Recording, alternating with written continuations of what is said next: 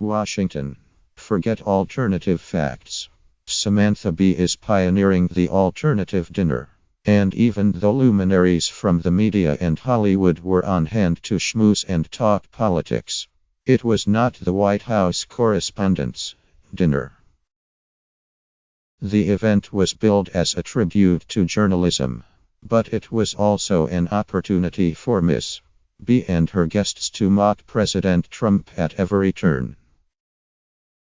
You continue to fact-check the president as if he might someday get embarrassed.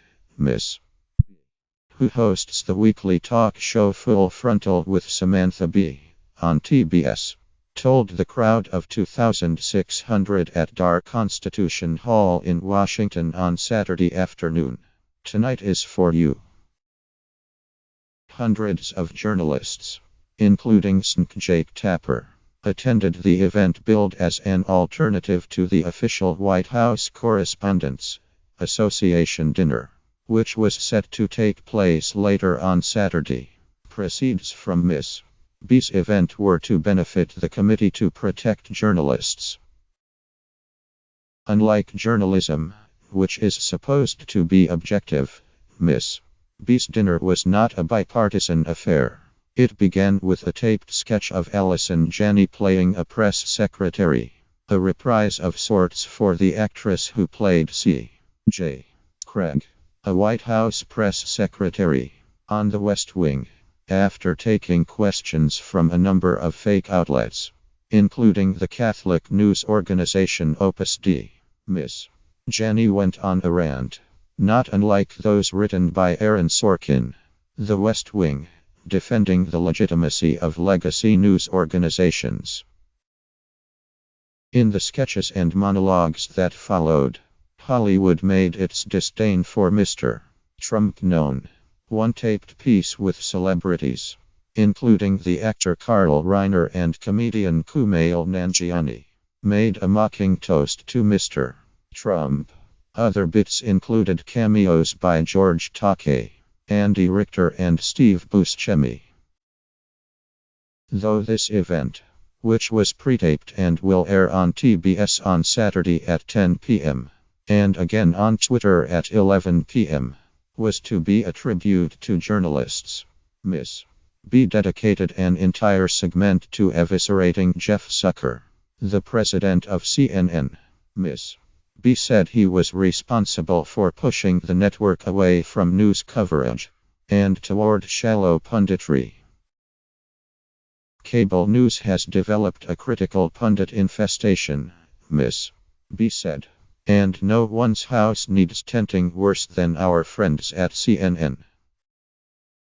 In another segment, she went after Rupert Murdoch, the chairman of Fox News' parent company, alleging that he fostered a culture that allowed Roger E. Ailes and Bill O'Reilly, the ousted former titans of the cable network, to thrive. She ran an in memoriam segment that included only Mr. O'Reilly and Mr. Ailes, both of whom had been accused of sexual harassment before leaving the network. Miss B said that they were taken from us far too late. Miss B also touted a special guest. The comedian Will Ferrell reprised his Saturday Night Live impression of former President George W. Bush, whose reputation some say has gotten a boost since Mr. Trump took office. "How do you like me now, Mr. Ferrell said, in character, while smoking a cigarette and speaking with an exaggerated twang.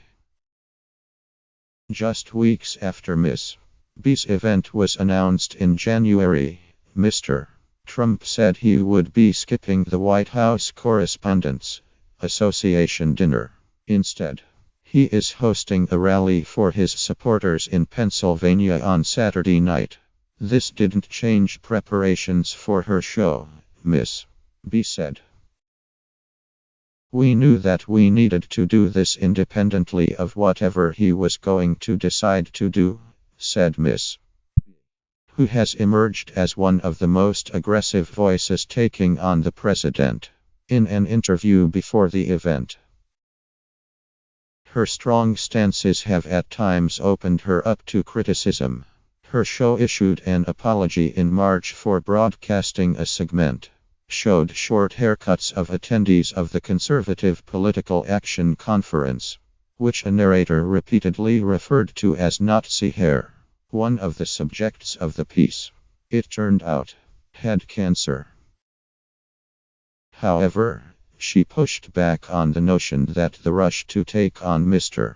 Trump was causing comedians to make unforced errors that could potentially help the president. "I can't really drop into that too much," Miss B said. "I do what I do in the most authentic voice possible. We try to be careful. Nobody's perfect. We do our best. And then I just ignore what everybody says about me. And that seems to work just fine."